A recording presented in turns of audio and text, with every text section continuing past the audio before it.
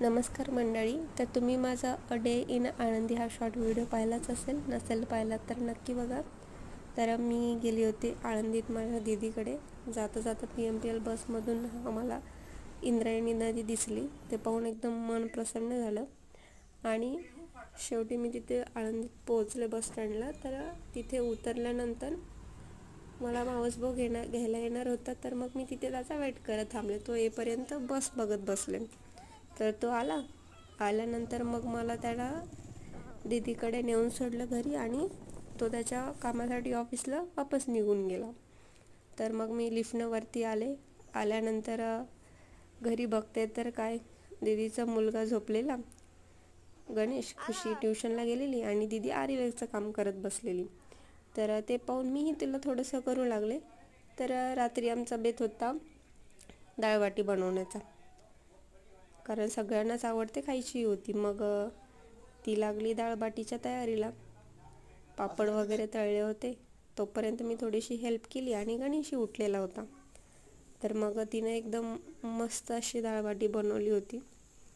खाऊन बघितली तर एकदम मस्त. माझ्या भावालाही खूप आवडते, छोट्या गणेशलाही खूप आवडते. मग आता ही सगळी तयारी करत होती तोपर्यंत माझा लहान भाऊ आणि गणेश दोघं बसले TV लावत. तेवढ्यात खुशी बोलली, मला डान्स करायचं, ते शेकी शेकी सॉन्ग लाव. तेही लावलं. मग आता रात्री नंतर भूक तर सगळ्यांना लागली. डाळबाटी रेडी होती. तर खुशीला भूक लागली, तिनं घेतलं खायलाही सुरुवात केली. आणि माझ्या भावालाही लागली होती, पण आम्ही मावस भावाचा वेट करत होतो. त्याला यायला वेळ होता, तो गेला होता जिमला. तोपर्यंत हा आपलं एक एक एक एक खात होता बळच. आणि गणेशही जेवायला बसलेला होता. मग थोड्या वेळानं तोही आला. मग दीदी, आम्ही सगळे जेवायला बसलो. मस्तपैकी असं जेवणही केलं. मग आता जेवण केल्यानंतर झाला पोएम म्हणण्याचा प्रोग्राम चालू. आधी गणेश बोलणार आणि मग खुशी बोलणार. जॉनी जॉनी येस पप्पा, ती पोएम आणि सांग बोलणार.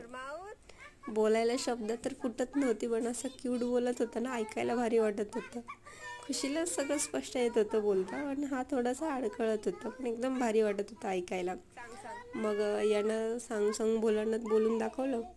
त्यात पण ते गणिताचा पेपर आहे असं बोलायचं ना. तो बोलायचा उद्या आहे गणेशच्या पप्पाचा पेपर आणि म्हणायचा की ढोपर दाखव म्हणलं तर ढोपरही दाखवायचा तो. तुम्हाला जरी ऐकायचं असेल ना, मी सेपरेट व्हिडिओ हा पोस्ट करेल.